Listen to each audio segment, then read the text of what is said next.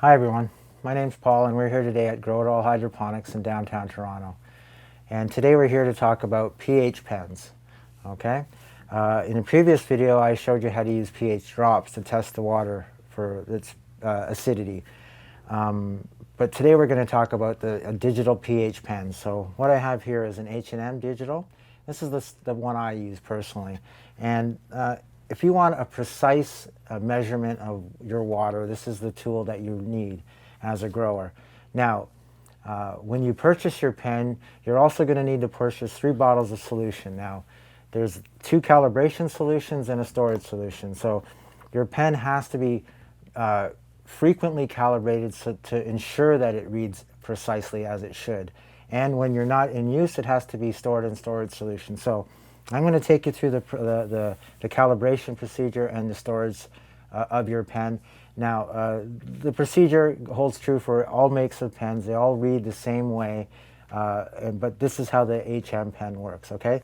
So the first step is take your cap off and put it aside. So what you're going to do is, the 2 solutions that you're going to have here are 4 buffer and 7 buffer. So what that means is this is 4 pH, this is 7 pH. We're going to start with the 4 buffer.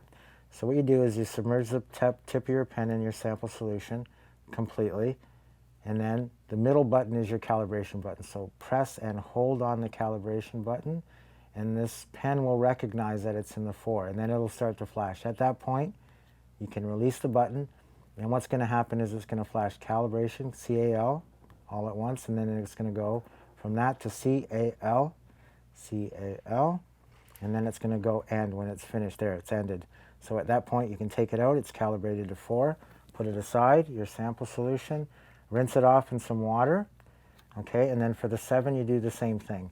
Take your 7 solution, submerge the tip of your pen all the way in it, and same thing. Press the center button down and hold it, okay? And it's going to do the same thing. It's going to recognize that it's in 7. Once it starts to flash, release the button and let it go through its process. So CAL, CAL, and then it's going to go through the individual letters, CAL, and then it will go to end when it's finished. There you go, it's ended, there you go. Your pen is now calibrated on 2 points of calibration. Rinse your pen off. Now, you discard these 2 solutions. Don't pour them back in the bottle. At this point, they're no good for your use. So you're always going to want to use fresh solution every time you calibrate. You're going to want to calibrate your pens at least once a week to ensure that it stays and reads precisely as it should. Okay, so every time you mix your water and everything's mixed together, you're going to want to take a reading of it.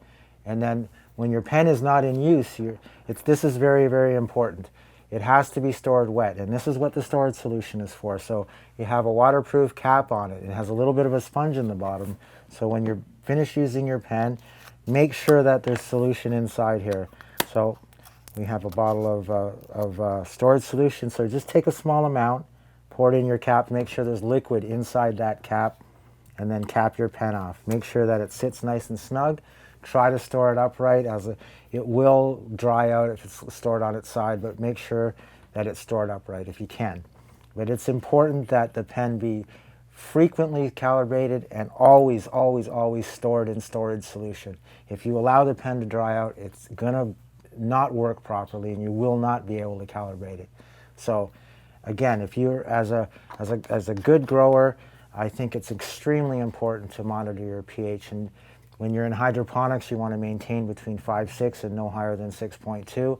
And you want to be able to make sure that when you mix your solutions that you can test it and that you can get a precise reading, and that's what these pens are for. The serious grower will have these tools in order to grow the best quality cannabis that you can.